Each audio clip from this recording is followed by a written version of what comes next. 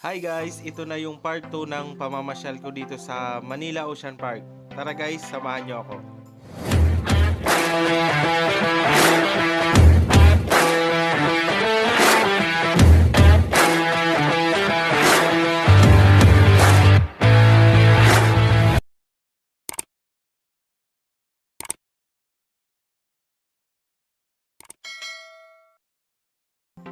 So ayun na nga guys, nandito na ako sa labas ng Manila Ocean Park. Dito pala sa may ticketing booth kasi dito yung daanan at para pumila sa All-Star Birds tsaka sa Sea Lion Show. Kaya pipila muna kami guys kasi manunood na kami. Inuna pala namin guys puntahan dun sa loob kasi pinahuli namin tong Sea Lion Show tsaka All-Star Birds. Kasi once na nakalabas ka na dun sa entrance, hindi ka na makakapasok ulit. Kaya inuna namin to. Mamaya, pagkatapos ng show, diretso uwi na kami kasi tapos na namin lahat. Kaya mas maganda talaga guys na pinapahuli nyo tong All-Star Bird Show tsaka yung Sea Lion Show. Ayan guys, inaayos na nila yung mga gagamitin nila sa All-Star Birds. Unahin pala nila guys yung All-Star Bird. At hahayaan ko na din si ate na magsalita para sa inyo. Enjoy guys! Hello everybody and welcome to Manila Ocean Park All-Star Bird Show with me, Trainer Mikey. So here's an object that I will hide under one of these three silver cups. So where do you want me to put this object? On your left, on your right, or in the middle? Now which one? Left, right, or middle? Okay, so let's put it right here. Now let's start our psychic first. Dasal. Dasal is our super trusted galaxy. Scientific name, kakatawagan na kita. They inhabit in our woodlands and forests along the east coast of Australia. They are bird lovers and can mimic almost any sound. They typically feed on seeds, nuts, fruits, such as durian, papaya, and rambutan. And they also love corn. Now guys, do you think Dasal has the ability to find the hidden object? If it yes, then say you can do it, Dasal. Go, Dasal. And he did it! For that movie Trainer Rochelle. Steve, Sophie, and Rocky are beautiful girls breathing off.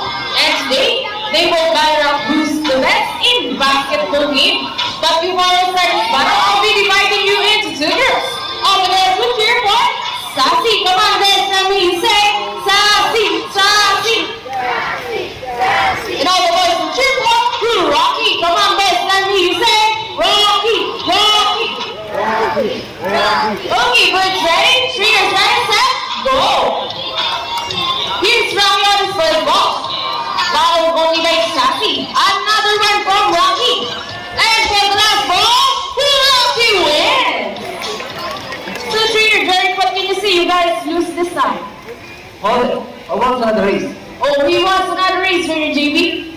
Are you sure about that? Do you want Sassy to lose again?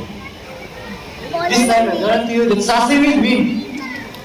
So what race do you have in mind? I want a ring race. So what is the ring race? The first birds will drop 3 rings into the hole, fastest the winner. That is a ring race.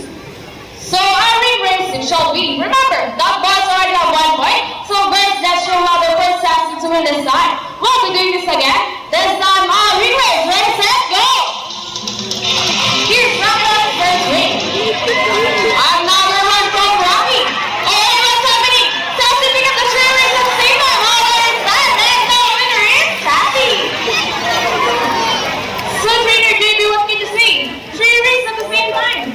Hey, you guys cheated! No, he didn't cheat. Sassy is so brave. Also, it's true that girls are more intelligent than boys. Applause for Sassy and Brown, Trainer Derek and Trainer JB.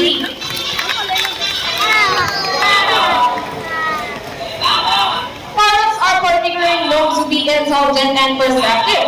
That's why we continue to enhance their skills and not to get bored. Here's Sassy arguing the ball. She's going to show us how intelligent she is by putting the shape back. Here, returning to the sea, but for also who are landed there as well. Now, who knows the tree up? Reduce, reuse, and recycle. Very good. So here's our lovely bird once again. They're going to show us the proper waste disposal. Come on, Rocky. See, therefore love the words can do it. We believe that so can everybody. Thank you and goodbye. And by the way guys, please remain in your seat because we still have a sea lion show. Once again, please remain in your seat and do not cross the yellow line. Thank you.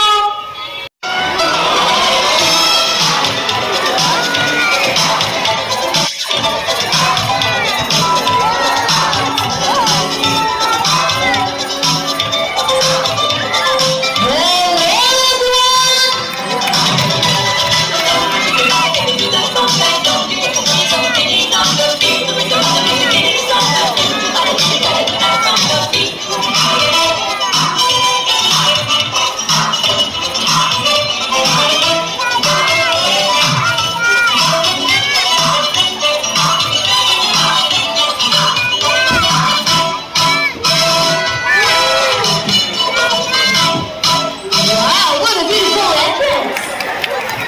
Good day everyone and welcome to Aquatica. By the way, I'm Trainer Rochelle and I'd like you to meet my friends together with the trainers one at a time.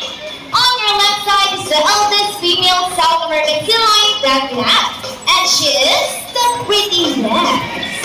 Wow, confident. Her name is Isis. Together with trainer JB, say hi!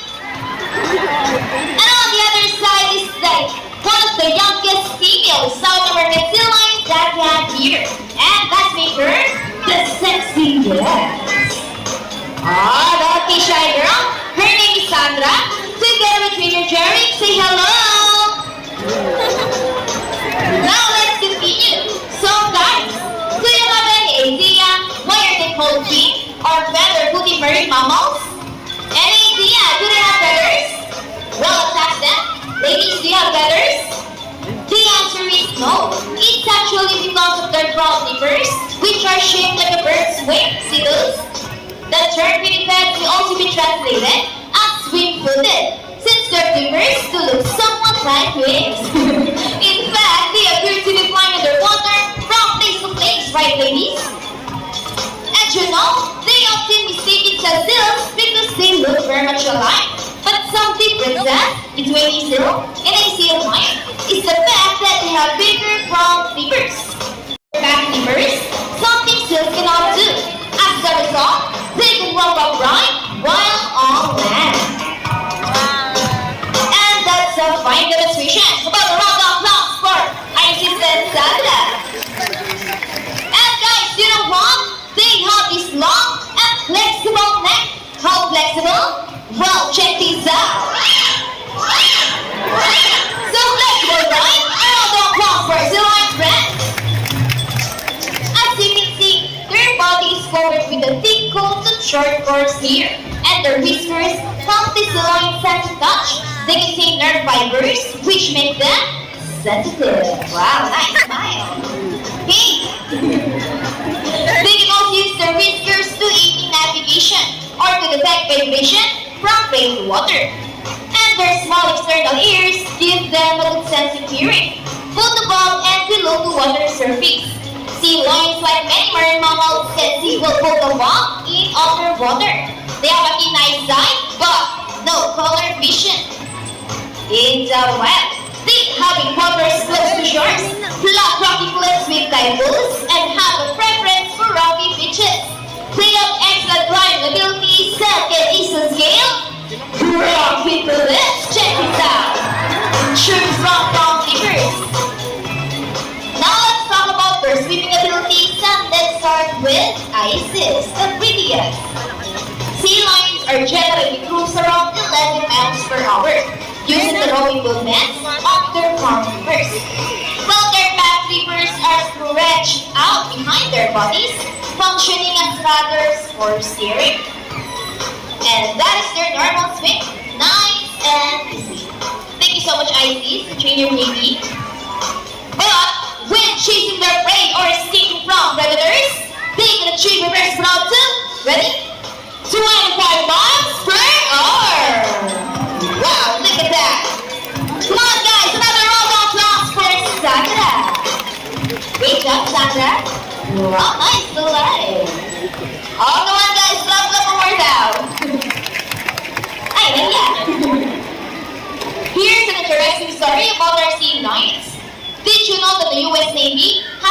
few of them to take part in their special operations? Yup, that's right. They're able to hold their breath for up to 20 minutes and they can dive hundreds of feet. Abilities that even the best Navy diver would be used of. And since they cannot be detected by danger in the water, they're taught to recognize and avoid underwater mines. Ladies trainers, are you ready? Well then, now let's march. Ready guys? Hop, 2, 3, 4, hop, 2, salute. This time, could you please join your two lines in a salute? In a count of 3, everybody please salute and let's make this one loud. People on the crowd, are you ready? Come on guys, I can't hear you. Are you ready? Now let's start. 1, 2, 3. Salute everybody. Wow, thank you so much. Sea lions are also used to search and recover equipment from the water. Let's go guys. Okay, what's first? Burmese. Go ahead and get the rings, ladies. And they're done it. A round of applause for Isis and Sandra. Great job, ladies. And another one thing asking for that. Okay, so trainers, what's next? The ball. How do you think they get the ball? It's a ball balance. Come on, ladies. Almost there. Careful. Steady and fantastic. Another round of applause for July Bennett. Wow, excellent work, ladies. Okay, I think we got everything. The ball in the ring, the ring in the ball. Now let's move on. You know what guys, here at Manila Ocean Park, we have 5 South American sea lions. Okay, Jeremy, Sandra is stopping you. What does she want? Fish, okay, give her some. Can I continue now? Okay, as I was saying, here at Manila Ocean Park, we have 5 South American sea lions. Wait, she's stopping me again. Maybe she wants to say something. Meron daw. Come on, Sandra. Bumulong. What did you say? She said we are not yet done. Why? Oh, there's one more missing object. Are you sure about that, Sandra? Okay, let's ask Isis. Ate, is there one more? No more? Okay, let's ask the audience to be fair. Hey guys, there's one more missing object? Are you sure? Oh no, wait, Ice is so sad. Lagoon. Sandra, that's sad. Wait. If there's one more missing object, could you please tell Ice what that is? It's a... Gone. Are you right, Sandra? Well, I think it's a mission for us to search that missing icon. Let's go! Vámonos! It's a mission impossible. Ready, guys? Let's go! Is it there? Nothing? Well, keep on looking. Come on, don't stretch to our trainers. Keep on searching. Keep on crawling. Come on, guys. Let's find that missing icon. Focus on the mission. Where's that icon could be? Okay, let's ask them. So, trainers, ladies, stand aside of it yet? Still nothing? Come on guys, what are you doing? Keep on looking. Hey!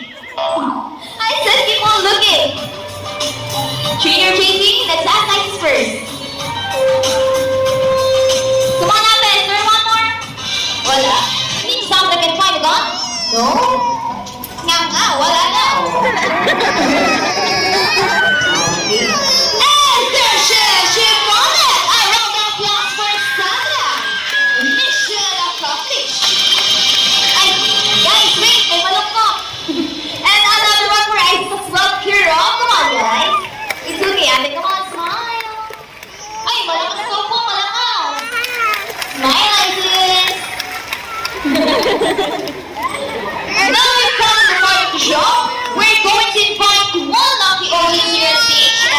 Ice up nose. So if you're willing to volunteer, all you have to do is raise your hand. And trainer David will. Hey mom, what's your name? Oh, no, class for Miss Pearl. Please go to trainer baby. Okay, mom, I have a question. Is this your first time to meet the line of clothes? First time? Well, meeting ice for the very first time, flipper shake is always appropriate. Hold this flipper, look at the camera, and smile. I said smile. Okay, step aside. I said smile.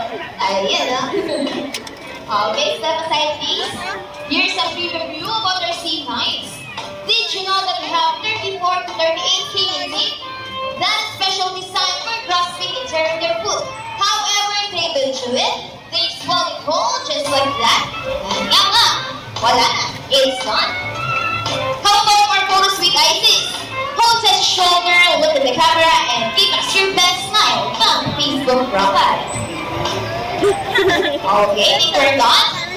Isis! It's time to say goodbye now to our lucky guests. Come on, say bye! Naku, ayaw. Wait, no, is there something else? Come on, tell the trainer JD. I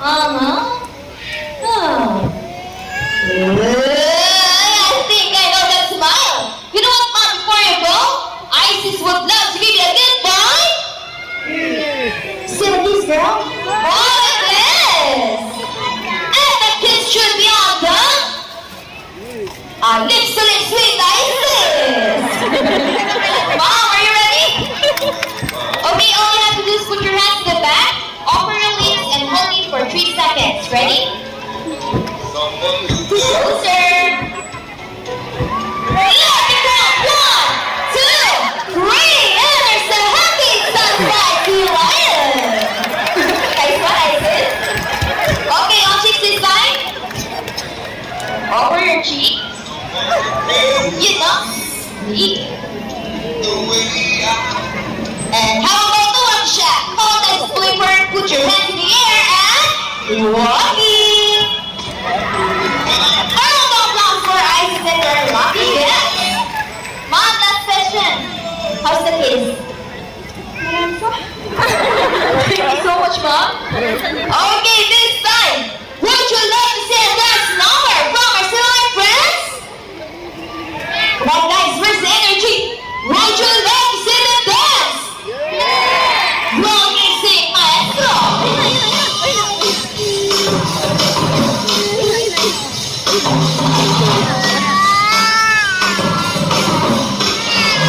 Let's move it! Let yourself be voted, come on! Alright, guys, show them the side by side.